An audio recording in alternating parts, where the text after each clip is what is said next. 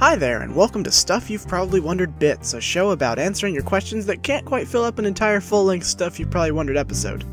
Today we'll be going over 5 of these miniature questions, so without further ado, let's get started.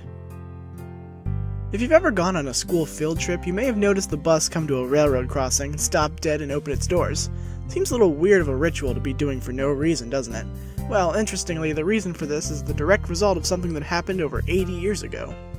On December 1st, 1938, a school bus in the town of Sandy, Utah was carrying 38 children to a school during a bad snowstorm.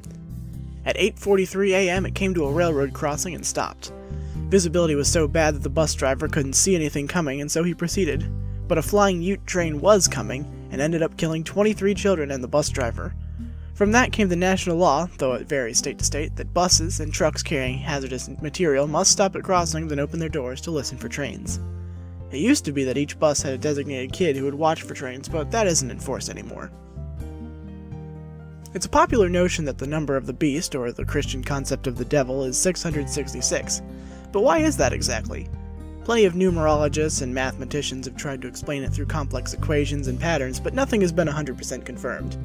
However, there is one idea that makes a lot of sense and could be the most probable. Using numerals in the Western world was not always a thing. Today we have Hindu-Arabic numerals, but many languages use specific letters of the alphabet to notate numbers, like Roman numerals. Now in Revelation 13:18 of the Bible it reads, "Here is wisdom. Let he that hath understanding reckon the number of the beast, for it is the number of a man, and his number is 666. At the time of Revelation's creation, the most common languages used in the New Testament were Greek and Hebrew, which used letters as numbers, and they matched up pretty well. Thus, you could feasibly say that adding up specific letters could add up to a certain number, like a name. The Roman Empire was in full swing at this time, and its leader was Nero. Written out in Hebrew, his name, Nero Caesar, is spelled Nronqsr, whose letters add up to 666. Makes a lot of sense, but it's possible to arrange any number of Hebrew letters to make a name that adds up to 666, like Adolf Hitler or Saddam Hussein. So really, it's just as likely a hypothesis as any, but still pretty cool.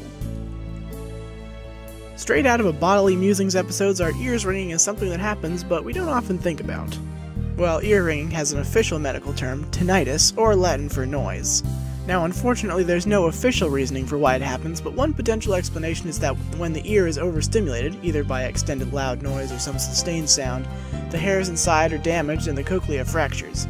This causes the neurons that transmit electrical signal from sound to be damaged as well, and activate randomly, and this gives the illusion of sound, even though you're not actually hearing anything. I've always noticed that around mid-January I've gotten zapped by static so often that I preemptively bump into a doorknob or metal pole and get the shock before actually touching it. But why does this happen more in winter than summer? Well, static electricity itself is the process of electrons, negatively charged particles, transferring from one object to another. And this process happens when there is an object that is more positively charged than negatively. But the reason it happens more often in winter is because the air is drier, in other words, less water in it. Water behaves as a buffer between objects, and charges don't transfer as easily. This is especially apparent when the heat is on in your house.